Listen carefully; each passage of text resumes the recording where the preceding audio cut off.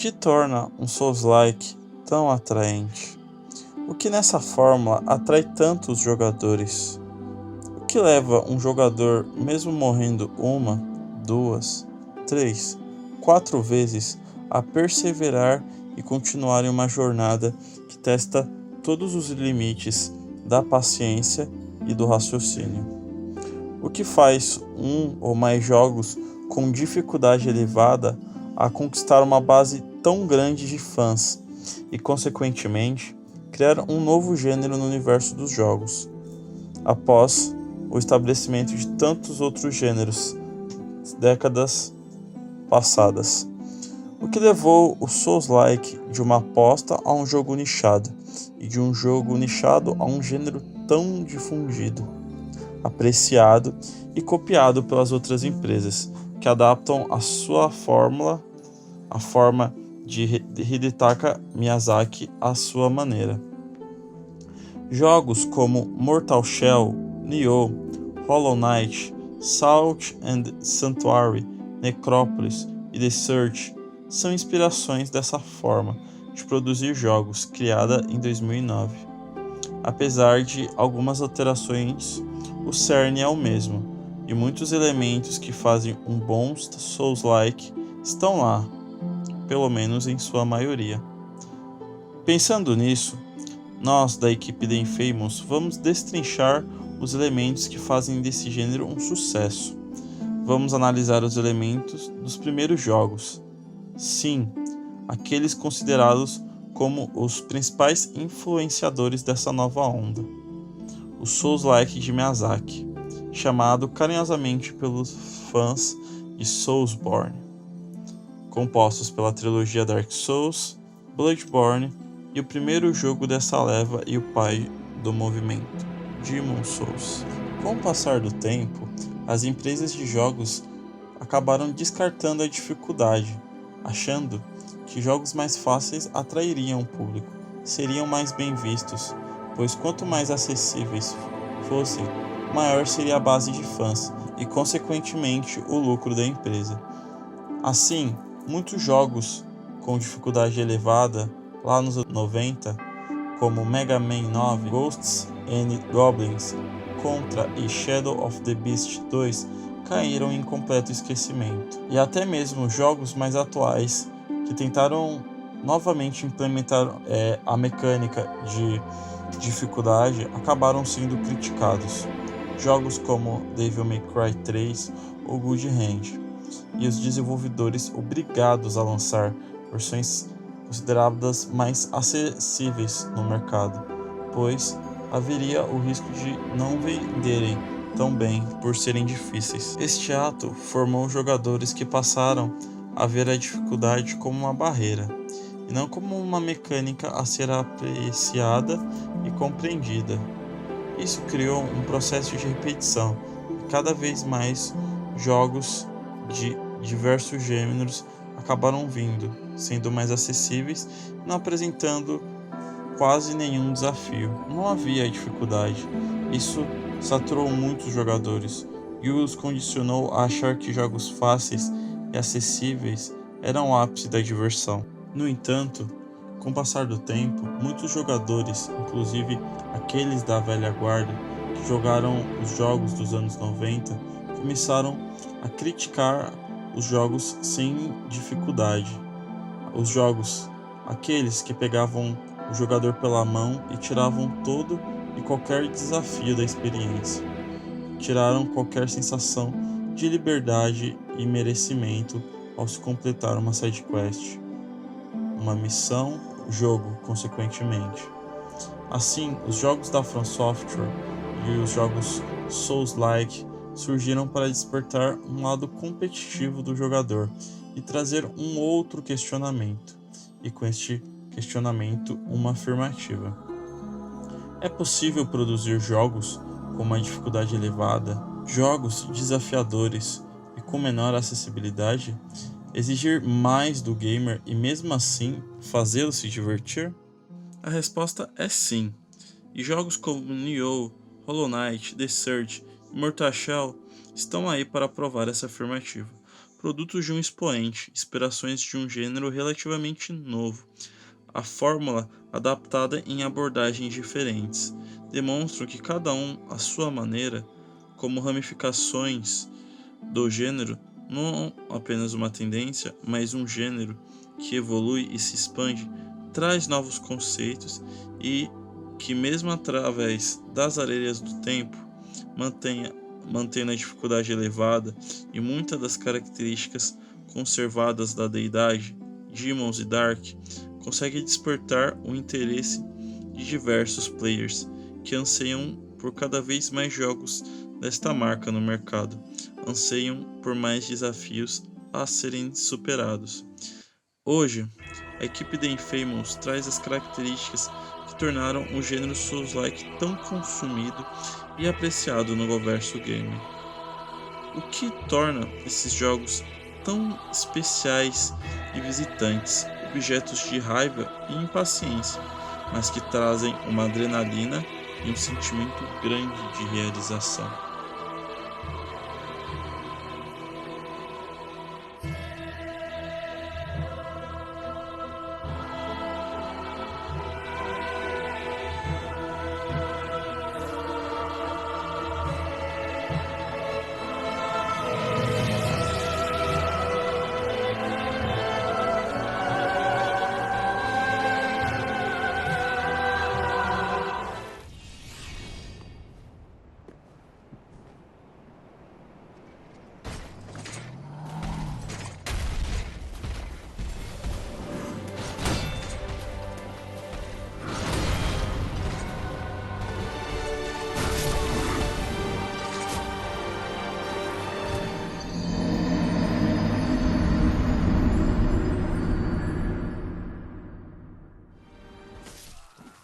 No gênero Souls-like, a dificuldade não é um demônio, não é uma barreira, mas um elemento narrativo e uma mecânica que deve ser apreciada.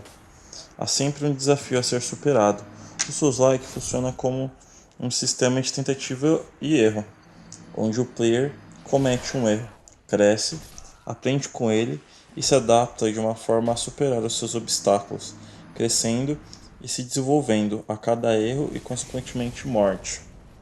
Os inimigos, eles são fortes sim, os obstáculos são desafiadores, o comportamento dos inimigos imprevisíveis e, por conta disso, perigosos. Porém, é apenas você. Isso mesmo, você, o jogador que permite ser morto. Comportamento soberbo e muitas vezes superior ao de uma criatura por você ter uma build, uma habilidade elevada. O modo Kill Kill que utilizamos em jogos de hack and slash, ou seja, aquele apertar de botão, é desde cedo desencorajado.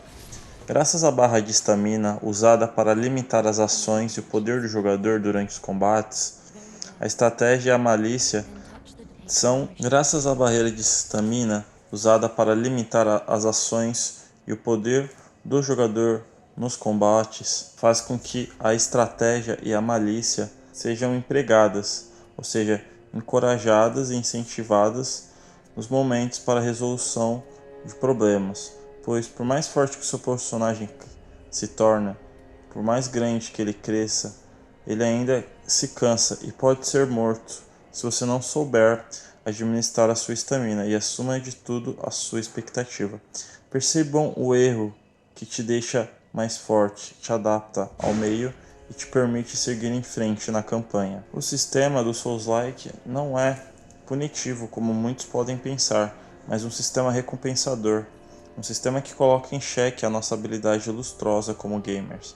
E isso sempre traz uma recompensa, torna o jogador mais forte, seja pela quantidade de objetos de upgrade com as almas, seja aquela nova armadura com uma nova resistência ou uma arma com habilidades a serem testadas na carne pútrida dos inimigos. É como se o jogo falasse: você não é bom o suficiente, mas se você perseverar, você consegue. A morte é a progressão do jogo. A morte não é um problema, ela pode ser recompensadora e, acima de tudo, um ensinamento. Essa mecânica torna-se um círculo vicioso, uma espécie de droga.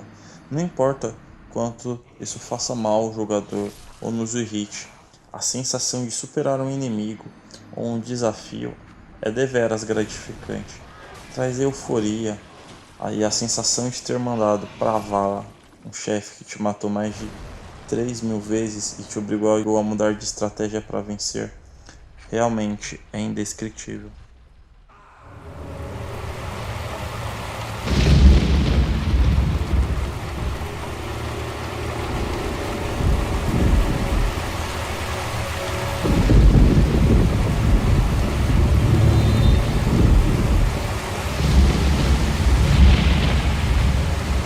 A place where souls may mend your ailing mind.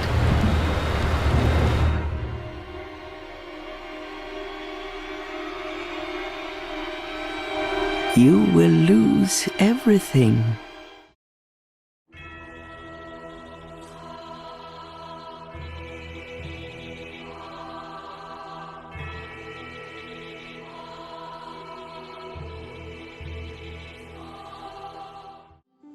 Voltemos ao Demon's Souls, considerado o pai do gênero, que trouxe uma nova forma de contar uma história. Se antes o jogador era bombardeado por cutscenes expositivas que moviam a história e informavam ao jogador os acontecimentos da trama, como um método de se contar uma história, com a inserção da saga Souls-like, novas ferramentas narrativas foram empregadas. Demon's trouxe uma narrativa através da descrição de itens e inscrições, uma técnica trazida diretamente da franquia Resident Evil, que contava a lore e muitos dos seus acontecimentos antecedentes ao jogo através de manuais, cartas, diários, folhetos, revelando segredos e complementando um quebra-cabeça na mente do jogador. No entanto, engana-se quem acha que a lore do jogo será entregue de bandeja para o jogador. O gênero carece muitas vezes de cutscenes, se utilizando destas apenas para impactar o jogador com algum acontecimento, como a introdução de um chefe, a abertura do jogo ou a inserção de um novo cenário. Quase nenhuma palavra é proferida, nenhum acontecimento que demonstre de forma expositiva o que realmente está acontecendo naquele mundo. Os mistérios perduram durante toda a jogatina, e é possível chegar ao final do jogo sem ter entendido nem um quarto de sua história. Tocar apenas a camada mais superficial da obra. A lore é entregue em fragmentos, em descrições de armas e objetos, através da disposição dos cenários, reminiscências de personagens e que muitas vezes nem são confiáveis. Muitos acabam se utilizando, passando informações com o único intuito de te usar como um propósito para algum objetivo egoísta e muitas vezes obscuro. A forma como o cenário conta uma história é incrível. Não é apenas 3 ou 4 linhas de texto, como em muitos jogos, ou através de cutscenes expositivas, mas o cenário é montado de uma forma a conseguir passar um senso de realismo muito grande, de forma que ao analisar cada cenário é possível, pensando um pouco, conseguir concluir e montar um quebra-cabeça sobre o que estava acontecendo naquele ambiente antes da chegada do nosso personagem. A forma como o ambiente é montado, com seus níveis, o design das fases, a distribuição de inimigos e atalhos, tudo é e deve ser interpretado, pois cada elemento, por mais pequeno que seja, auxilia na contagem de uma história. E isso é uma das coisas mais legais do gênero Souls-like, as conjecturas e as teorias feitas com base na mitologia de um determinado jogo, as discussões acerca de um jogo já terminado e de uma vida extra à obra já finalizada. Enquanto que em muitos jogos o fator replay é praticamente nulo, pois os mistérios são solucionados em apenas uma zerada, e por isso o replay acaba sendo apelado para o modo online ou explorações irrisórias. Jogos como Dark Souls e Bloodborne continuam na cabeça das pessoas por meses após sua finalização, pois apesar de ter zerado o jogo 1, 2, 3 vezes, o sentimento de completude não existe. Há sempre um mistério a ser desvendado. Ainda faltam peças para o quebra-cabeça. A história nunca está devidamente completa, o que de certo modo não é ruim, O ser humano adora criar teorias e instigar a imaginação sobre o que pode ter acontecido. Isso deixa uma grande impressão e uma grande nostalgia nessa obra, que apesar de ter sido completada, zerada, sua história finalizada, muitos mistérios e muitas charadas ficam sem resolução, abrindo espaços para teorias, espaços para discussão, que de certa forma aumenta a curiosidade e o amor dos fãs pelas suas obras. Forever without light.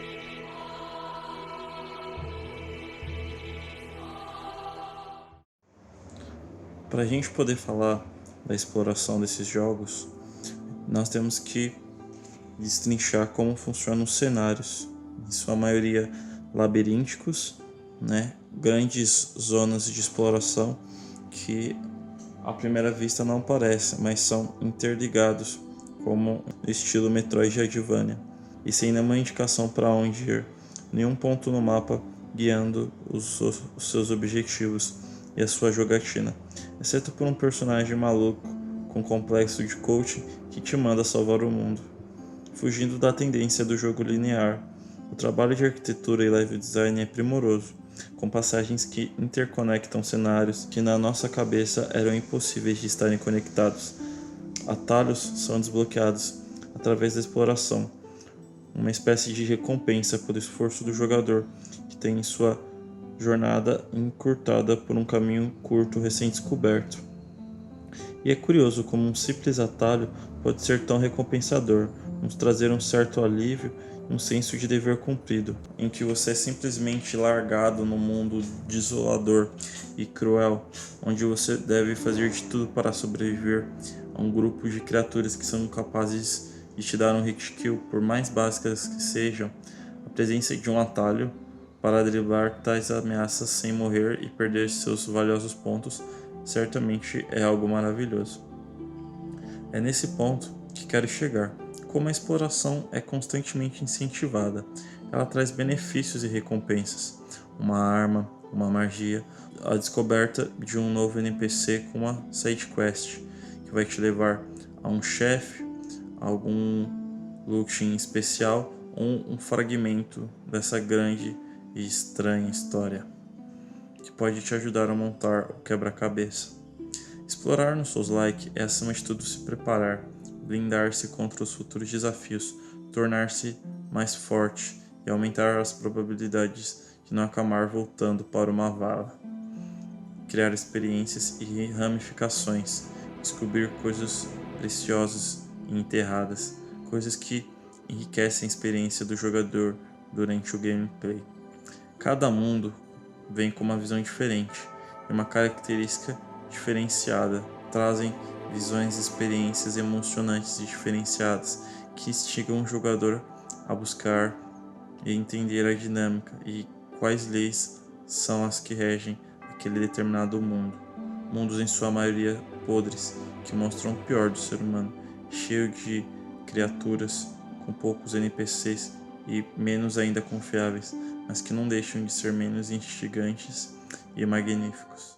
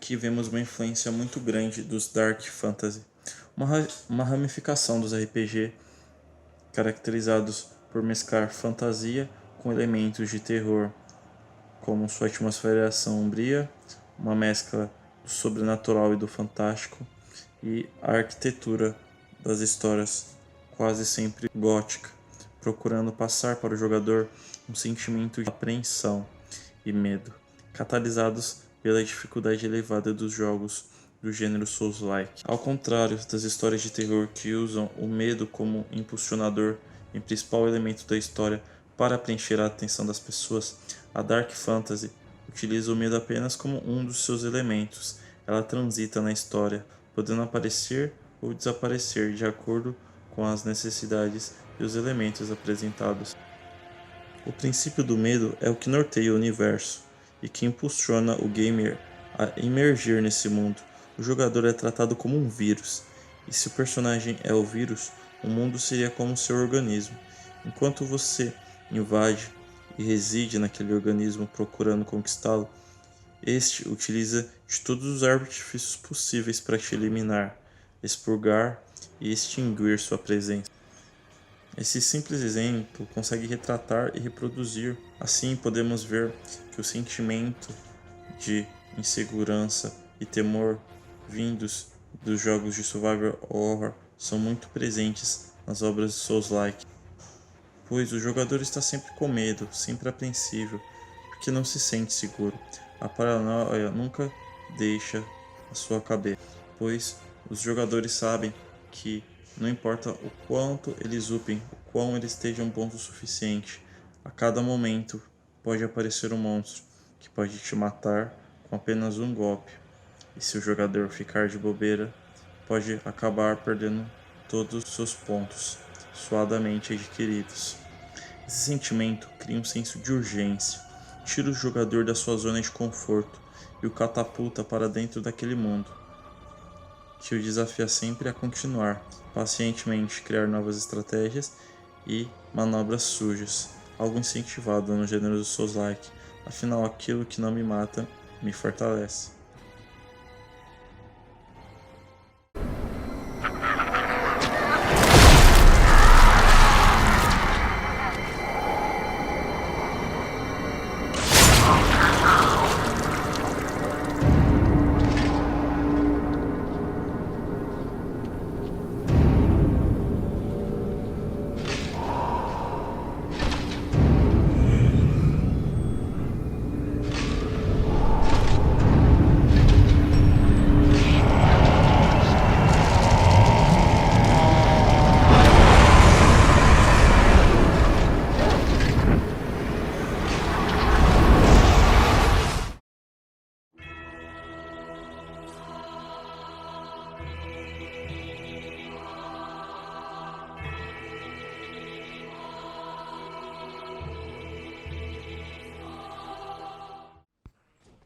O diferencial do Souls-like é seu sistema de batalha, que pode ser adaptado para outras histórias, concebido para se assimilar em muito com os jogos de RPG clássicos, onde era possível escolher uma build e, consequentemente, um estilo de combate concernente com o estilo escolhido pelo jogador.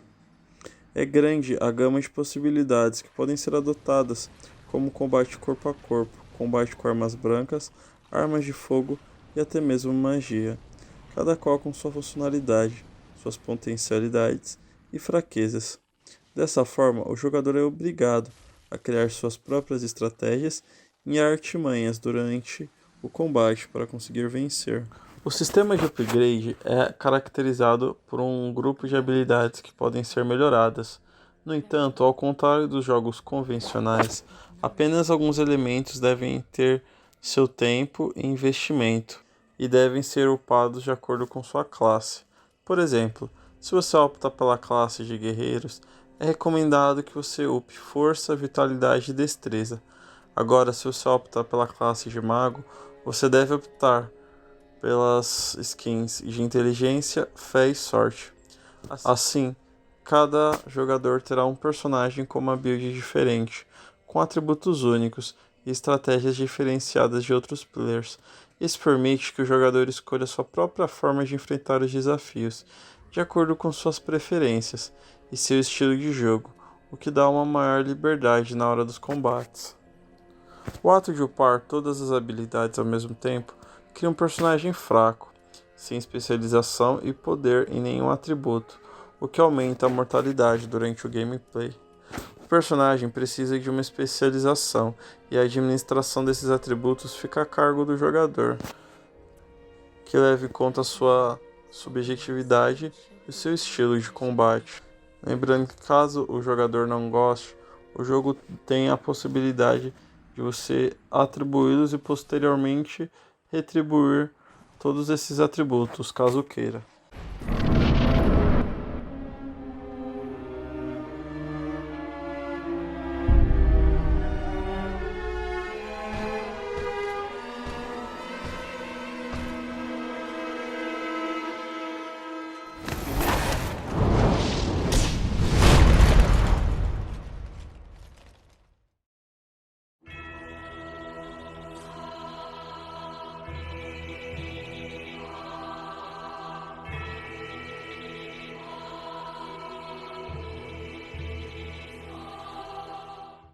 Outra marca registrada nos combates são seus chefes marcantes, difíceis, em sua maioria grotescos, com designs que nos remetem a criaturas das obras de Lovecraft e King, mas que não nos deixam de nos oferecer batalhas épicas, cheias de adrenalina e com cenários de tirar o fôlego, que podem ser usados tanto pelos chefes como pelos jogadores para benefício próprio, caso o jogador seja inteligente o suficiente para conseguir ler a batalha, os movimentos dos chefes e os elementos que podem ser utilizados a seu favor.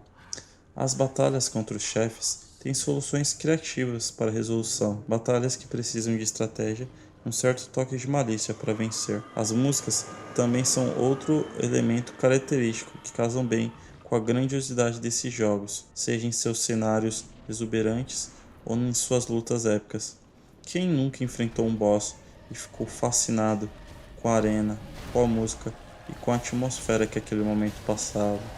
Lembro-me especialmente de duas lutas que me passaram um sentimento grande de euforia, desafio e grandiosidade. A luta contra Dragon Slayer Armor em Dark Souls 3, ou Ludwig, o Amaldiçoado em Old Hunters, a DLC de Bloodborne. Dois bosses com cenários épicos e com músicas que representam muito os seus estilos de combate e o momento em que o boss se encontra. Um exemplo disso é que Ludwig, assim como muitos mestres, tem duas fases.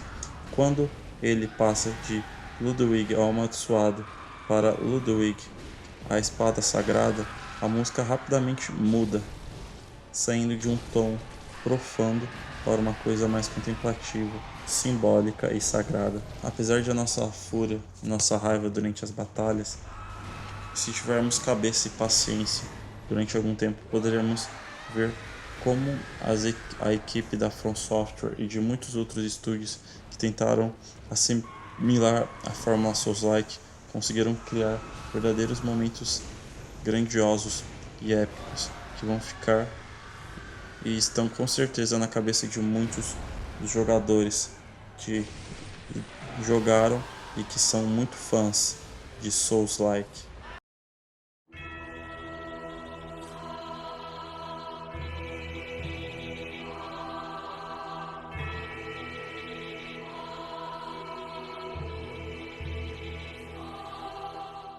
Essas são características que fazem um bom Souls-like.